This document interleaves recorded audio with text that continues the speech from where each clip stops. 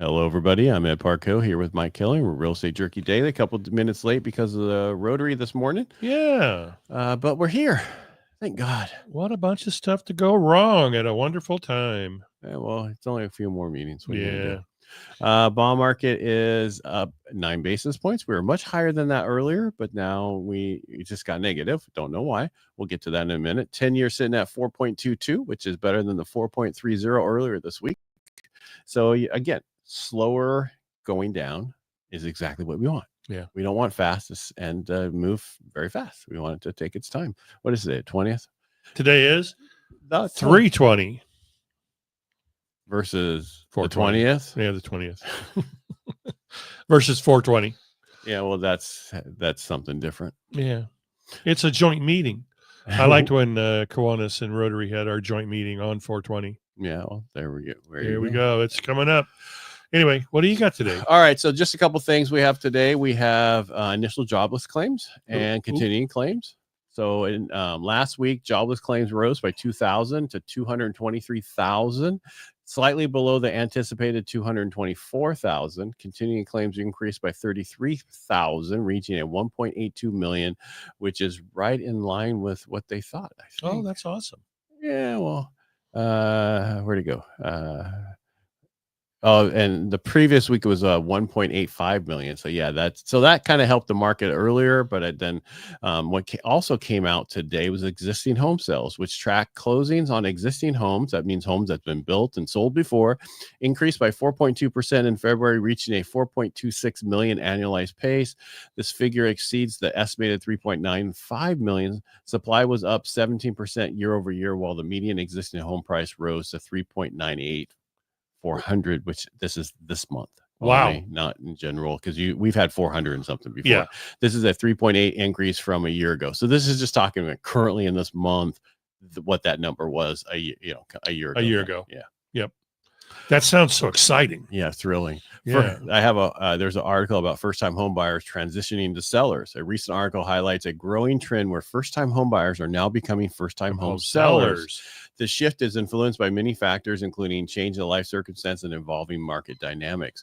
One of the things they talked about was a lot of the so they did a survey of 1,000 first-time sellers, found that 79% regret aspects of their home purchases. Really? With 91 saying those regrets influenced their decision to sell.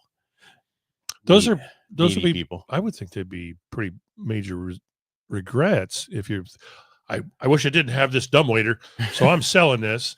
I don't know, but that's out of the 1,000 sellers, they found 79. So it's rounded 80% of them regret aspects of their home purchase. Part of it, I get it. Yeah, and it could be rates are so high, my payment was high. With 91 saying those regrets influenced their decision to sell. That's shocking. Younger homeowners were most likely to express second thoughts. 94% of Gen Zs and 86% of millennials acknowledge their mistakes, compared to 48% of baby boomers. So you baby boomers just go, we never make mistakes. Is that what it is? No, what we do is we say, oh, well, we made a mistake. We'll do something different next time. But we're not going to sell because of that little tiny mistake. You mean you're not going to cry in the corner? You're not going to cry in the corner. Don't need a safety pin. Don't need a safe place. Don't need to talk to someone. We just move on. And a lot of times, you know what we also do? We fix it. Yeah. You know, like the backyard doesn't have the proper drainage. Well, let me get out there and fix it. Okay, so Gen Z sellers, 35% say they bought too soon, while 40% admit they didn't consider long-term lifestyle needs. Okay. Millennials were more focused on financial miscalculations. 37% underestimated maintenance costs. 31% failed to account for inflation and interest rates.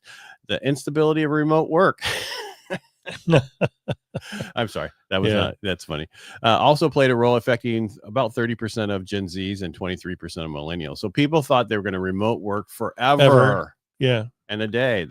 So they bought in 21. Well, they bought in 20 or 21. And then they're like, hey, we're in the middle of nowhere because I'm remote work. Now I got to go back to work. Yeah. What am I going to do? And you know what? The governor just called me back. I have to go back 4 days a week. What am I going to do? They expect me to go in? Well, that's like some people I know that they bought in Turlock. Yeah. They work in Tracy and they don't want to commute to Tracy. It's like, that's not a big deal. That's not a commute. Yeah. But, they complain about it. Can I work from home? No, you're back to work. Get into work. Get into work.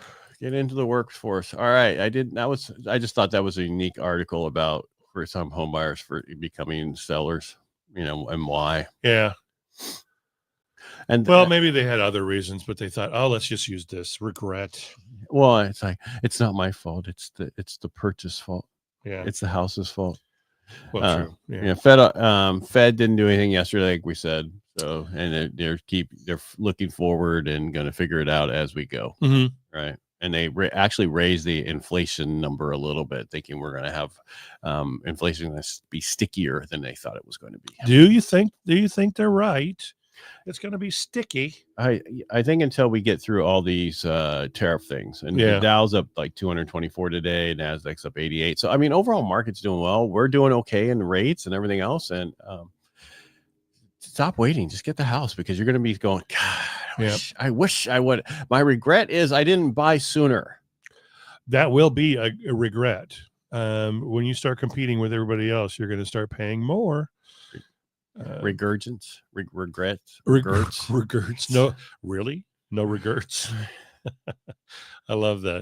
That was one of the movies. No, that was a show that they put the tattoo on their arm. It's like when they're tattooing it says, why is it regrets? Oh, you're hungry. You need a Snickers bar. Oh, yeah. And it was in a movie with Jennifer Aniston and the guy that plays Ted Lasso, Jonathan Sudeikis. Okay. And he had to take all this pot across the border, and the teenage girl, the 21-year-old girl, was dating this guy, and he had this tattoo on his arm, and it said "No regrets." Oh, and he says, "Really? That's your motto? Not even one regret? That you misspelled regrets? Anyway, we don't have anything else to say. That's it. We're pretty much we're done. Yeah. Cool. We'll see you tomorrow. Tomorrow we'll have state numbers of what's been going on. What Realtor's been doing for the past week. Yep. So we'll see everybody back here tomorrow. Have a great day. And if you need anything, reach out. And thanks for being here. Bye. Bye.